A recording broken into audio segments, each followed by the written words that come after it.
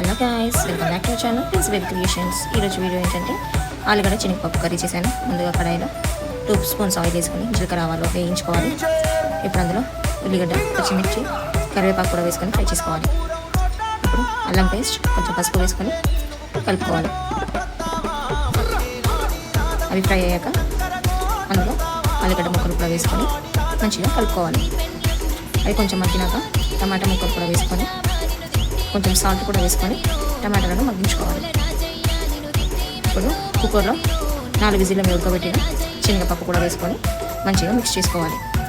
పప్పు కూడా కొంచెం ఫ్రై అయ్యాక 1 స్పూన్ కారం వేసుకొని తగినన్ని వాటర్ వేసుకొని కలుపుకోవాలి. ఇప్పుడు అందులో 1 స్పూన్ కొబ్బరి పొడి, 1 స్పూన్ గరం మసాలా వేసుకొని కలుపుకొని కొంచెం కొత్తిమీర కూడా వేసుకొని ఒక 5 మినిట్స్ ఉడికించుకోవాలి.